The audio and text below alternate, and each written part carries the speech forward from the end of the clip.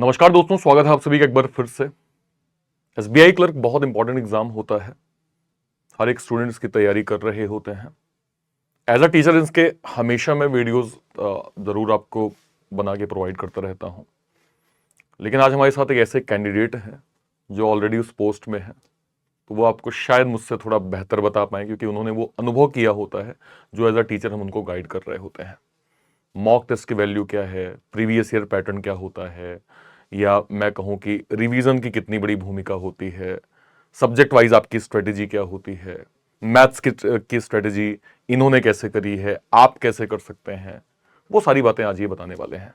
हमारे साथ अभी अभिषेक वर्मा है जो ऑलरेडी अभी बैंक में ऑफिसर के तौर पे लगे हुए हैं, और आज हमने स्पेशल टाइम लेके इनसे एक ये वीडियो जरूर मैं करवा रहा हूं जहां पे ये अपना एक अनुभव आपसे शेयर करें कि इनकी स्ट्रेटेजी हर एक टॉपिक वाइज, या मैं कहूं कि मॉक टेस्ट के रिगार्डिंग, या स्पीड के रिगार्डिंग, एक्यूरेसी के रिगार्डिंग क्या क्या चीजें हैं, वो ये आपसे डिटेल में डिस्कशन करेंगे। मेरी आपसे हम्बल रिक्वेस्ट है कि अगर आप सेशन में नए हैं तो चैनल को सब्सक्राइब जरूर करिएगा और मैक्सिमम इस वीडियो को शेयर भी जरूर करिएगा। ओवर टू यू अभिषेक। मेरा नाम अभिषेक वर्मा है और मैं करंटली एसबीआई में एज एन क्लरिकल वर्क कर रहा हूँ। और इस एग्ज़ाम से रिलेटेड जितनी भी स्ट्रेटेजीज़ हैं, जितने भी इसकी प्रिपरेशन के दौरान क्या क्या हमें ध्यान रखना चाहिए और क्या ही इसका एग्ज़ाम पैटर्न होता है, क्या आप यूनिक स्ट्रेटेजी रख सकते हैं कि आप प्रेस्टिजियस एसबीआई जैसे ब्रांड में अगर आप एक उसका हिस्सा बनना चाहते हैं, उसका एक पार्ट बनना चाहते हैं, तो आपको कैसे काम करना होगा, उस बारे में मैं आपकी थोड़ी हेल्प करना चाहता हूँ यहाँ से। तो सबसे पहले हम बात करेंगे एसबीआई क्लर्क को प्रिपेयर कैसे करना है, इसके लिए क्या टिप्स रहेंगे। उसमें हम सबसे पहले देखेंगे व्हाट टू लर्न, सिलेबस इसका क्या है और एग्ज़ाम पैटर्न इसका क्या है। तो सिलेबस में प्री जो होता है, प्री में जो है सबसे 3 पार्ट होते हैं। प्री में आपको 3 पार्ट मिलेंगे, इंग्लिश और क्वांट और रीजनिंग। तीनों ही पार्ट सभी बैंकिंग एग्जाम्स में कॉमन है। बेनिफिट ये होता है कि एसबीआई में कोई सेक्शनल कट ऑफ नहीं होती है। बाकी जो बैंकिंग एग्जाम्स होते हैं उनमें पर पार्ट में हर सेक्शन की अलग सेक्शनल कट ऑफ होती है, लेकिन एसबीआई में आपको ये एज मिलती है, बेनिफिट मिलता है कि उसमें सेक्शनल कट ऑफ नहीं होती है। तो इसका मतलब ये है कि अगर आप किसी एक वीक हैं किसी टॉपिक में, तो आप सेकंड में आप और इम्प्रूव करके एग्ज़ाम अपना निकाल सकते हैं। इंग्लिश 30 मार्क्स की होती है, उसके बाद क्वांट और रीजनिंग 35 मार्क्स के होते हैं। सेक्शनल टाइमिंग सबकी सेपरेट होती है, लेकिन सेक्शनल कट ऑफ नहीं होती है। तो इसके लिए आप ये कर सकते हैं कि इंग्लिश, क्वांट और रीजनिंग आप इनको, ये नहीं है कि आप मॉक में अगर जैसे लगाते हैं, मॉक आप लगाते हैं, तो आप ये नहीं देख सकते कि आप चेंज कर सकते हैं, इंडिविजुअली आप चेंज नहीं कर सकते। लेकिन ये है कि जो सेक्शन आप खुलेगा पहले आपको उसी को अटेम्प्ट करना होगा, फिर उसके बाद सेक्शनल टाइमिंग के हिसाब से सेपरेट तीनों सेक्शंस को आपको करना होगा अटेम्प्ट। उसके बाद हम आते हैं मेंस पर। मेंस में क्या होता है कि 4 सेक्शन होते हैं। उसमें सबसे पहले सेक्शन आपका फाइनेंशियल अवेयरनेस का मिलेगा, फिर दूसरे बाद इंग्लिश का सेक्शन होगा, फिर उसके बाद क्वांट होगा, फिर रीजनिंग होगी। मेंस में सभी पैटर्न सभी एग्जाम्स के जैसे ही सेम होता है, कॉमन होता है। सेक्शनल कट ऑफ इसमें नहीं है। एसबीआई में ये सबसे बड़ा फ़ायदा होता है, सेक्शनल आपको कट ऑफ नहीं मिलेगी। लेकिन अगर आपको इन तीनों में एज प्राप्त करनी है, एज लेनी है, तो सबसे पहले आपको जीए, सबसे बड़ा सक्सेस फैक्टर आपका जो है वो जीए होता है। आपको इस पर सबसे ज़्यादा कमांड अपनी हासिल करनी है, क्योंकि एसबीआई जैसा एग्ज़ाम जो होता है उसका एग्ज़ाम पैटर्न अगर देखें सभी एग्ज़ाम जैसा कॉमन होता है, लेकिन लेवल यहाँ पर होता है, बाकी एग्ज़ाम का यहाँ पर होता है।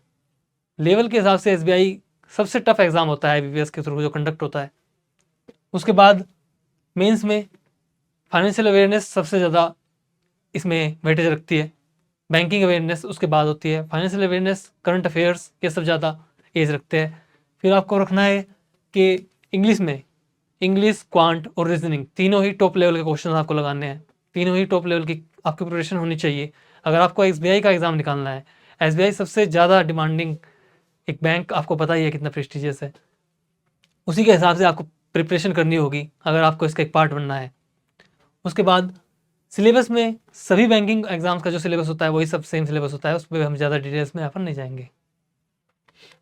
इसके बाद हम प्रीवियस ईयर एंड एनालिसिस जो उसका है, प्रीवियस ईयर का सबसे बड़ा कोर फैक्टर होता है इसके अंदर। हमारे अंदर अगर हम किसी भी एग्ज़ाम को निकालना चाहते हैं, उसके लिए हमें सबसे पहले प्रीवियस ईयर एनालिसिस करना होता है कि लास्ट ईयर एग्ज़ाम पैटर्न कैसा था, उसमें किस टाइप के क्वेश्चंस आते हैं, बैंकिंग में भी अगर हम कई सारे एग्ज़ाम्स को देखें तो कुछ एग्ज़ाम्स ऐसे होते हैं कि इनमें स्पेसिफिक उसी टॉपिक पर क्वेश्चंस आते हैं, एक ही टॉपिक पर ज़्यादा वेटेज दिया जाता है। तो एसबीआई में भी ऐसे ही कुछ टॉपिक्स हैं, एसबीआई में भी कुछ ऐसी ही आपको एज प्राप्त करने के लिए, एज लेने के लिए प्रीवियस ईयर के जितने भी क्वेश्चंस होते हैं उनको एनालिसिस करना होगा, मॉक्स देने होंगे, प्रीवियस ईयर मॉक्स लगाने होंगे, प्रीवियस ईयर पैटर्न पर जो भी क्लासेस होती हैं उन क्लासेस को ज़रूर कीजिए, क्योंकि वो आपको बहुत ज़्यादा बेनिफिशियल होने वाली है।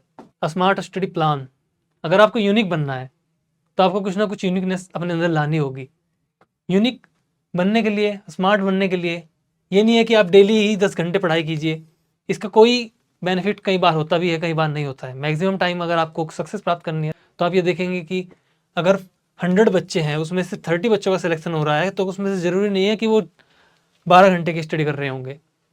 स्मार्ट स्टडी आज के टाइम में सबसे ज़्यादा डिसाइडिंग फैक्टर होती है अगर आपको कोई भी एग्ज़ाम निकालना है।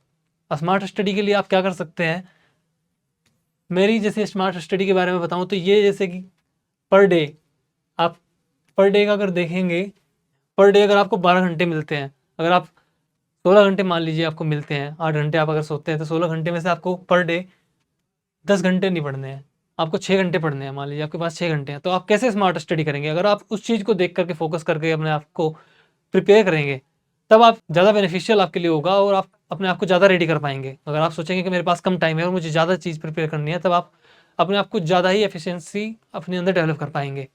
तो इसके लिए स्मार्ट स्टडी के लिए ये है कि एसबीआई में सबसे ज़रूरी चीज़ जो होती है एसबीआई के अंदर, वो होती है कि आप लेवल क्वेश्चंस का अच्छा रखें। उसके लिए स्मार्ट स्टडी में क्या होएगा, स्मार्ट स्टडी में ये होगा कि अगर आप मॉक लगा रहे हैं, आपने आज एक मॉक लगाया तो आप उसका एनालिसिस करेंगे कल, वो गलत हो जाएगा। स्मार्ट स्टडी कीजिए, अपने अपनी नोट्स बनाइए, अपने जीके के आप जैसे कि कुछ बच्चे होते हैं कि इतने मोटे मोटे नोट्स बना लेंगे, कॉपीज भर देंगे जीके में, वो कई बार वो बेनिफिशियल नहीं होता है। कई बार कुछ बच्चे होते हैं जिन्होंने कोई भी नोट्स नहीं बनाए होते हैं, कई बार वो पीडीएफ से कर लेते हैं या फिर क्लास रूम में प्रोग्राम्स कर लेते हैं, क्लासेस से कर लेते हैं, उन्हीं को रिवाइज करते रहते हैं। क्लासेस रिवाइज करेंगे तब वहाँ से क्लियर हो जाएगा। तो वो आप पर पर्सन डिपेंड करता है कि उसकी स्ट्रेटेजी कैसी है। उसके लिए आपको डिफरेंट डिफरेंट जब आप प्रैक्टिस करते रहेंगे आपको समझ आता जाएगा कि आपको किस टाइप से स्ट्रेटेजी रखनी है। आप क्लासेस करेंगे तो वहाँ से आपको गाइडेंस मिलेगी। किसी भी टीचर से आप पढ़ेंगे, एक अच्छे प्लेटफॉर्म से पढ़ेंगे तो वहाँ से आपको प्रॉपर गाइडेंस मिलेगी कैसे पढ़ाई करनी है। तो इसमें हमें ध्यान रखना है, सबसे ज़रूरी चीज़ होती है कि स्मार्ट स्टडी। अगर आपको कम टाइम में ज़्यादा जल्दी सक्सेसफुल होना है, कम टाइम में सक्सेसफुल होना है, कंसिस्टेंसी से करते जाइए, प्रैक्टिस करते जाइए। लेकिन सक्सेसफुल होने का एक मतलब ये भी है कि आप स्मार्टली स्टडी कीजिए, वरना एक बहुत लंबा टाइम आपका चला जाएगा। डेली इफेक्टिव स्टडी हावर ये होता है, ये मैंने जैसे कि अभी बताया, इसमें सबसे ये होता है कि आप मॉर्निंग से लेके इवनिंग तक का अपना एक शेड्यूल बना लीजिए। उस पर मैं तो ये करता था पर्सनली, अगर आपको बताऊं कि जैसे मैंने मॉर्निंग में उठना है तो मैं एक पेपर पर पूरा लिख देता था कि 7 AM ये करना है, 8 AM ये करना है, 9 AM ये करना है। पर आवर के हिसाब से मेरा रहता था डिसाइड कि ये मुझे इस टाइम करना है। और लाइव सेशंस में ज़रूर करता था। उसके बाद जितना भी टाइम मिलता था मैं खुद से सेल्फ स्टडी करता था, क्विज़ लगाता था, सेक्शनल मॉक्स लगाता था, मॉक टेस्ट आपके लिए इसमें बहुत ज़्यादा इफेक्टिव होते हैं। फिर उसके बाद आपको ये है कि कई बार ये होता है कि सबका अपना अपना होता है पढ़ने का, कि आपको दिन में पढ़ना है, आपको रात में पढ़ना है। अब ये नहीं सोचिए कि अगर आप रात में लेट नाइट तक नहीं पढ़ पा रहे हैं तो आप कहीं ना कहीं लैग कर जाएंगे, ऐसा कुछ नहीं होता है। अगर आप, हो सकता है आप अर्ली मॉर्निंग उठ के पढ़ते हो सकता है कि आप दिन में पढ़ते हो, आपका माइंड उस टाइम पर ज़्यादा एक्टिवेट होता हो सकता है कि आप कुछ बच्चे ऐसे होते हैं कि जो दिन में नहीं पढ़ पाते हैं, कोई किसी की कारणों की वजह से नहीं पढ़ पाता है, कोई किसी ऐसा होता है कि बॉडी क्लॉक इस टाइप की होती है कि वो दिन में नहीं पढ़ पाएगा, उसको रात को ही ज़्यादा फोकस्ड होकर वो पढ़ पाता है। तो सबका अलग अलग ये बॉडी पे डिपेंड करता है। मेरा तो ये होता था कि मैं कभी भी 10 बजे के बाद मैं पढ़ नहीं पाता था, मुझे नींद आने लगती थी, तो मैं दिन में ही अपना पढ़ता था। सुबह को पढ़ता था, अर्ली मॉर्निंग पढ़ता था, कई बार बस दिन में ही पढ़ता था, क्लासेस के साथ साथ पढ़ता रहता था पूरा दिन। तो 10 बजे के बाद में कई बार पढ़ा नहीं हो कभी भी। तो सबका ये अलग अलग होता है, या पर पर्सन डिपेंड करता है। उसके बाद हम आते हैं, नेक्स्ट टॉपिक हमारा है टेस्ट सीरीज हमको कैसे अटेम्प्ट करनी है और मॉक टेस्ट। आपको ये सोचना है कि आप रियल एग्ज़ाम में है, 10 मिनट पहले आपको स्टार्ट कर देना है अपना मॉक, कि हाँ मॉक टाइम पर ही आप मॉक दीजिए। और जैसे कि एग्ज़ाम टाइम आता है, आपको कई बार एडमिट कार्ड आ जाते हैं, तो आप सोचते हैं कि मेरा एग्ज़ाम टाइम तो 3 बजे का है लेकिन मैं मॉक्स दूंगा रात को 10 बजे, तो मैं ऐसा समझता हूँ कि वो आपको ज़्यादा इफेक्टिव नहीं होता है। आप ऐसा कीजिए कि अगर आपका एग्ज़ाम टाइम आपको एडमिट कार्ड में मिल गया है कि 3 बजे का है, तो आप ऐसा कीजिए कि 3 बजे ही आप मॉक लगाने की ट्राई कीजिए। अगर आप ऐसा करते हैं तो आपको डबल बेनिफिट होगा, ये मेरा पर्सनल ऐसा एक्सपीरियंस रहा है। और बाकी आप देखिए, आपको इससे फ़ायदा मिलेगा, काफ़ी बेनिफिट होगा आपको भी। और मॉक टेस्ट का ये है कि डेली आप लगाइए, एक मॉक फ्री का कम से कम लगाइए। अगर आपके कॉन्सेप्ट क्लियर है, अगर आप बेस अपना बना रहे हैं, सबसे पहले फाउंडेशन क्लियर करनी बहुत ज़रूरी है। फाउंडेशन आपका स्ट्रॉन्ग होना चाहिए। फाउंडेशन जैसे ही स्ट्रॉन्ग हो जाएगा, उसके बाद आपको क्या करना है, सब टॉपिक जितने भी हैं, कोई इंग्लिश का हो, कोई क्वांट का कोई भी टॉपिक है, सब आपको एक एक टॉपिक क्लियर होना चाहिए। कई बार बच्चे क्या करते हैं कि इंग्लिश अगर किसी की वीक है तो वो क्वांट क्वांट को पढ़ने लगता है। इंग्लिश को वो सोचता है कि यार कल पढ़ेंगे, और वो कल में कल हो जाता है, कल कभी नहीं आता, कल किसने देखा। तो ये होता है कि इंग्लिश का भी आपको आज ही करना है। ये नहीं है कि मैं आज बस क्वांट कर लेता हूँ, इंग्लिश कल कर लूँगा, परसों रीजनिंग कर लूँगा। आपको डेली ही सब सब्जेक्ट पर प्रॉपर ध्यान देना है। आज जीके भी करनी है, डेली करनी है। ये नहीं है कि प्री के बाद हम जीके करेंगे, प्री के बाद हम करंट अफेयर्स पढ़ लेंगे, अभी कुछ नहीं करते हैं। आपको डेली ही थोड़ा थोड़ा उसको भी प्रिपेयर करते जाना है। आप डेली क्लासेस कर सकते हैं, उसके लिए एडिटोरियल कर सकते हैं। वहाँ से भी आपको करंट इश्यूज जो हो रहे हैं, करंट सिनेरियो जो चल रहा है वर्ल्ड में, उसके बारे में आपको नॉलेज मिलती रहेगी, जो आपके एग्जाम में वहाँ से क्वेश्चंस बन जाते हैं।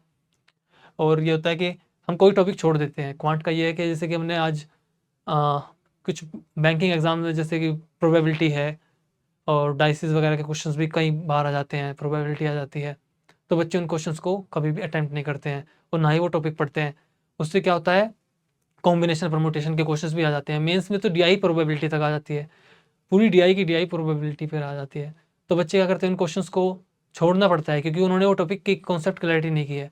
उससे आपको बहुत ज़्यादा लॉस होगा, क्योंकि कई बार एसबीआई का मेनली ये है कि आपको मेंस में बहुत चांसेस है कि आपको प्रोबेबिलिटी बेस्ड डीआई मिल जाए।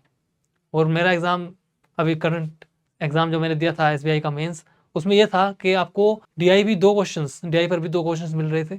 उसमें भी ये था कि आपको उसमें कॉन्सेप्ट क्लैरिटी को फोकस करके ही क्वेश्चंस पूछे जा रहे थे कि आपके कॉन्सेप्ट कितने क्लियर हैं। आपको ये नहीं देख रहे थे कि कितनी स्पीड आपकी है, वहाँ पर आपको कॉन्सेप्ट देखे जा रहे थे। कॉन्सेप्ट क्लियर कीजिए, उसके बाद स्पीड पे जाइएगा। तो अटेम्प्ट टेस्ट आपको डेली देने हैं, मॉक्स आपको लगाने हैं। मॉक्स के बिना मैं समझता नहीं हूँ कि मॉक्स अगर आप नहीं लगाएंगे तो मॉक्स के बिना तो कुछ नहीं होने वाला है। मॉक्स आपको रियल एग्जाम हॉल का जो एक्सपीरियंस है वो आपको इन्वायरमेंट मिलेगा वहाँ से। मॉक्स को बिल्कुल एग्जाम फील के साथ दीजिए। ये समझिए कि यही मेरा एग्जाम है और यही मुझे अटेम्प्ट करना है, यही उसी लेवल पे अटेम्प्ट करना है। उतनी ही आपकी एनर्जी होनी चाहिए, उतना ही आपको उसमें एनर्जी के साथ यूज़फुल होके अपना मॉक्स लगाना है। नेक्स्ट नेक्स्ट हम देखते हैं कि एनालाइज योर वीक एरियाज़। ये सबसे आपकी इंपॉर्टेंट चीज़ होती है। प्रिपरेशन अकॉर्डिंगली उसके आपको करना होता है। कई बार ये होता है कि आज हमने कोई मॉक लगाया या कोई क्लास की, हमसे एक पजल नहीं बनी, हमने वो स्किप कर दी। उसको स्किप नहीं करना है। अगर आपसे कोई पजल एक बार में नहीं बनी है, आप 2 बार बना रहे हैं उसे, तब भी आपको टाइम लग रहा है। कई बार ऐसा होता है कि हम एग्जाम में देखते हैं मॉक हम लगाते हैं, तो कई बार ये देखते हैं उसमें सेक्शनल ऊपर आता रहता है कि आपने कितना टाइम लिया है। अगर आपको लग रहा है कि आपने किसी टॉपिक पर ज़्यादा टाइम आप लगातार रह रहे हैं, रेगुलरली आप देख रहे हैं कि इसी मुझे एरिया में ज़्यादा मुझे टाइम लग रहा है इस क्वेश्चंस को करने में, तो आप देखिए वो किस टाइप का क्वेश्चन है। अगर आपका वो एरिया वीक है तो उसकी अलग से प्रैक्टिस कीजिए। दूसरी ये है कि कई बार हम मॉक लगाते हैं तो कुछ चीज़ें हम स्किप कर देते हैं, और हमको ये होता है कि हम एनालिसिस नहीं करते। अगर हमने मॉक का एनालिसिस नहीं किया तो उसका कोई बेनिफिट नहीं है। अगर आप उसका एनालिसिस कर भी रहे हैं तो फिर अगर आपको दिख रहा है कि हाँ ये मैं सीख गया, ऐसे नहीं होगा, आपको उस पर काम करना होगा। अगर आप इंग्लिश में क्वेश्चंस कर रहे हैं और आपको पता है आपको ये टॉपिक नहीं आता है, अगर पैराजम्बल्स आप कर रहे हैं, मान लीजिए एग्जाम्पल के तौर पर आप पैराजम्बल कर रहे हैं, पैराजम्बल में आपके बहुत ज़्यादा क्वेश्चंस रॉन्ग हो रहे हैं, तो आपने मॉक किया, आपने उसको एनालिसिस कर लिया, ठीक है, आपको उसकी प्रैक्टिस भी अलग से करनी है। पैराजम्बल के अलग से सेक्शनल क्विज लगाने हैं, सेक्शनल मॉक लगाने हैं, इंग्लिश के भी सेक्शनल मॉक अलग से लगाने हैं। जिस भी आपको स्कोर कम कर रहा है, जो भी आपका सेक्शन, उसको अलग से सेक्शनल मॉक लगाने हैं, उसके अलग से लेक्चर लेने हैं। हो सकता है आपके कहीं ना कहीं कॉन्सेप्ट में कहीं ना कहीं लैक कर रहे हो आप, तो आपको वो क्लियर करना है और उसी के अकॉर्डिंग आपको प्रिपरेशन करनी है। आपको अपनी ही स्ट्रेटेजी सबसे ज़्यादा मैटर करेगी।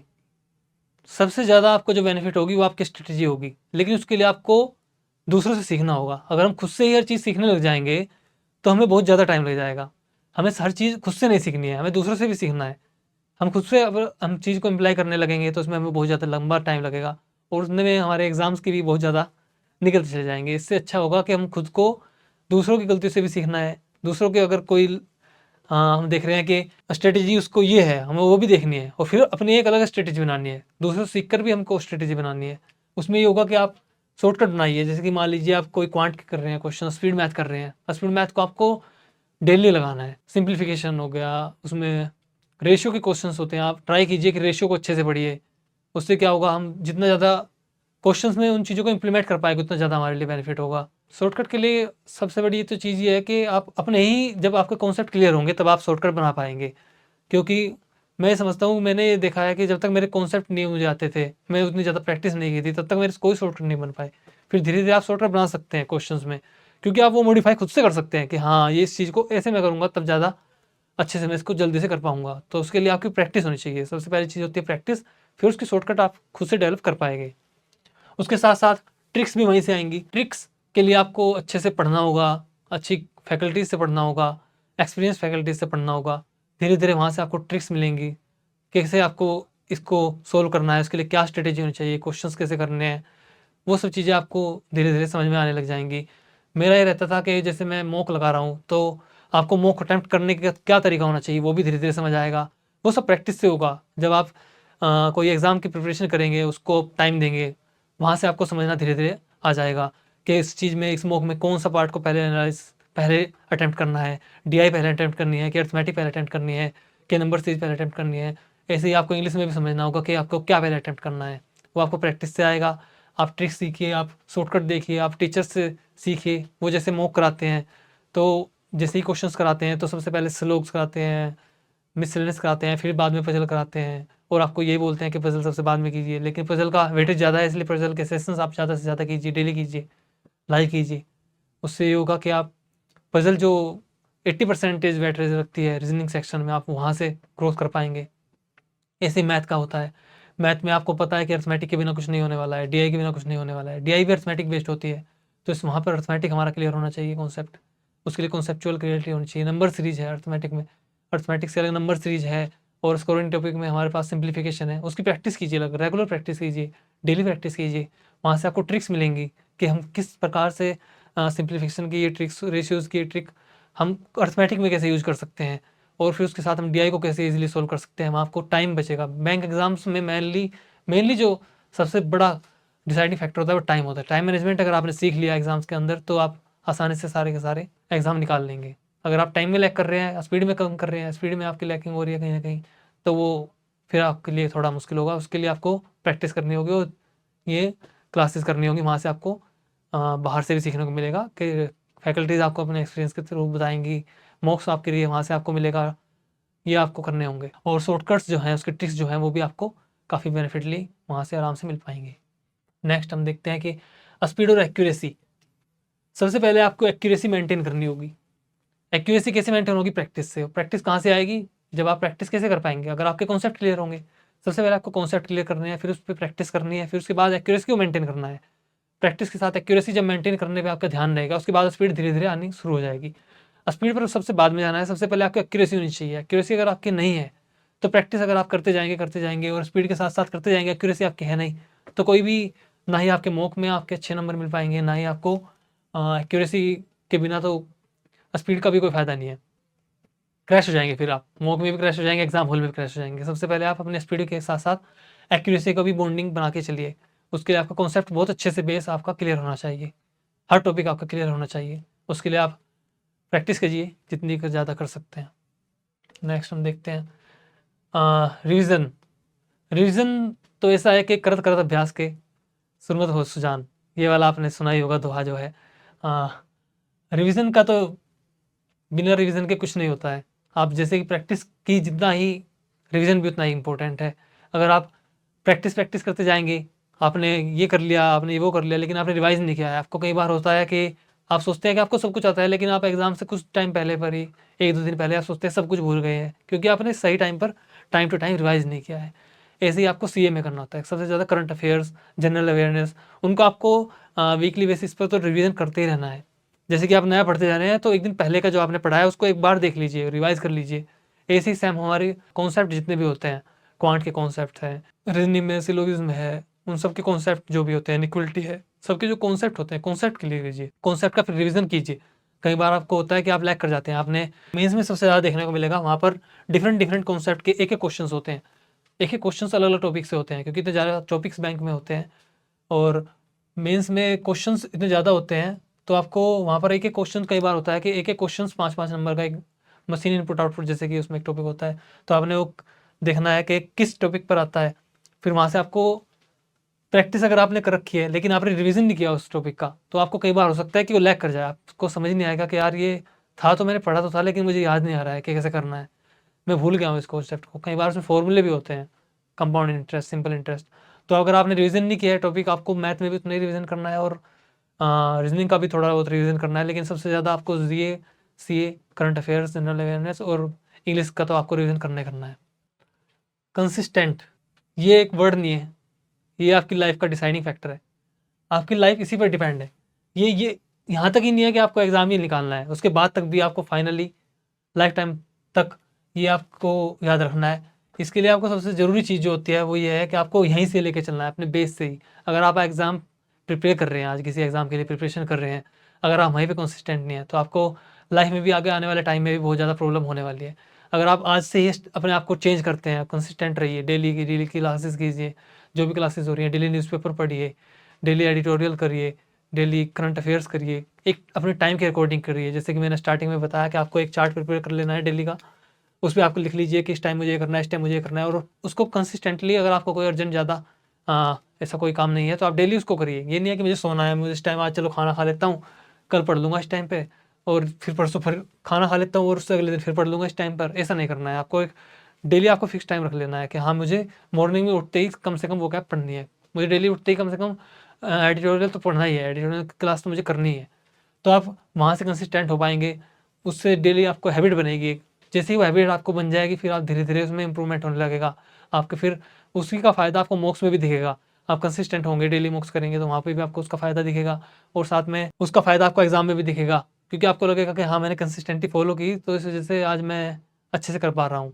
तो मैं ये कहना चाहूँगा कि सक्सेस के लिए सबसे ज़रूरी चीज़ जो है वो कंसिस्टेंस है। कंसिस्टेंसी आप अपनी मेंटेन रखिए, और साथ में डिटर्मिनेशन होना चाहिए, अंदर से कॉन्फिडेंस होना चाहिए। उसके अलावा सबसे बहुत ज़रूरी चीज़ है खुद पे कॉन्फिडेंस होना चाहिए। कॉन्फिडेंस अगर आपके अंदर रहेगा और आप अपने आप से ऑनेस्ट हैं, ऑनेस्टी सबसे ज़रूरी है। आप खुद में ऑनेस्ट होने चाहिए कि हाँ, मुझे यही करना है।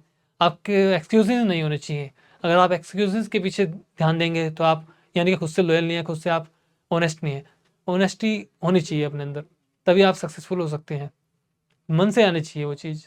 इसके बाद ये है कि अगर आपका कोई कॉन्सेप्ट आप समझते हैं कि मेरा ये क्लियर नहीं है और आपको लग रहा है कि मैं नहीं कर पा रहा हूँ, वैसे तो आप कहीं से भी काफ़ी अच्छी-अच्छी फैकल्टीज़ हमारे यहाँ पे इसमें होती हैं, आप पढ़ सकते हैं। लेकिन अगर आपको लग रहा है कि मैं एक स्ट्रैटेजी वाइज़ बिल्कुल पूरे शेड्यूल में पढ़ना है, तो उसमें मैंने भी खुद से, अगर देखो मैं बताऊँ तो मैंने भी खुद से बैच लिए हुए थे, और मैं उससे एक प्रॉपर स्ट्रैटेजी के साथ, प्रॉपर शेड्यूल के साथ मैं डेली क्लासेस करता था। जब मैं अपने बेस बना रहा था, फाउंडेशन अपनी कर रहा था, फाउंडेशन कोर्स मैंने लिए हुए थे, तो वहाँ से मुझे काफ़ी बेनिफिट मिला। वहाँ से ही सब कुछ मुझे बेनिफिट मिला। वहाँ से मैंने पर टॉपिक के हिसाब से भी अपने नोट्स बनाए, क्वांट के अलग से और इंग्लिश के अलग से। फिर वहाँ से धीरे-धीरे सारी चीज़ें हुई।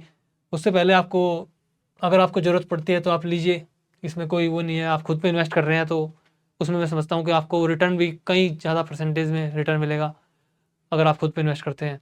तो इसकी अगर आपको ज़रूरत पड़ती है तो आप ये भी कर सकते हैं, ऑनलाइन क्लासेस प्रोग्राम में भी आप किसी में भी जा सकते हैं। अगर आपको लगता है कि आपको बेस अपना बनाना है, फाउंडेशन अच्छे से स्ट्रेटेजी वाइज़ बिल्कुल एक शेड्यूल होनी चाहिए, टाइमली होनी चाहिए, एक टाइम लिमिट के अंदर आप सारा कोर्स कंप्लीट कर लें, तो आपको होता है आपको क्लासरूम किसी प्रोग्राम में जॉइन होना चाहिए, आपके पास होना चाहिए कोई गाइडेंस के लिए होना चाहिए चारों तरफ से, कि आपको मिलती रहे एक प्रोग्राम प्रॉपर मिलता रहे गाइडेंस चारों साइड से, कि हाँ, इस टाइम पर ये टॉपिक पढ़ना है, इस टाइम पे ये क्लास करनी है, ये टॉपिक इतनी देर के लिए पढ़ना है। और डाउट भी आप कहाँ पे पूछ सकते हैं, तो डाउट भी आपको वहाँ पे सेक्शन मिल जाता है। ये मैंने की है तो मैं बता सकता हूँ अच्छे से। और फिर उसके बाद ही सक्सेसफुल होने का मज़ा है, जब आपने मेहनत की हो, आपने स्ट्रगल किया हो, फिर वो सक्सेस आपको डबल बेनिफिट करती है। तो मैं समझता हूँ कि ये बहुत ज़्यादा फ़ायदेमंद होगा फिर आपके लिए। तो थैंक यू, मैं बस इतना कहना चाहूँगा। बस मेरी स्टोरीज़ तो यही थी, मेरी स्ट्रेटजी यही थी। आप मेहनत कीजिए, रेगुलर रहिए, डेली आप अपना प्रैक्टिस करते रहिए और क्लासेस में डेली रहिए। और इसी के साथ thank you guys, thank you everyone.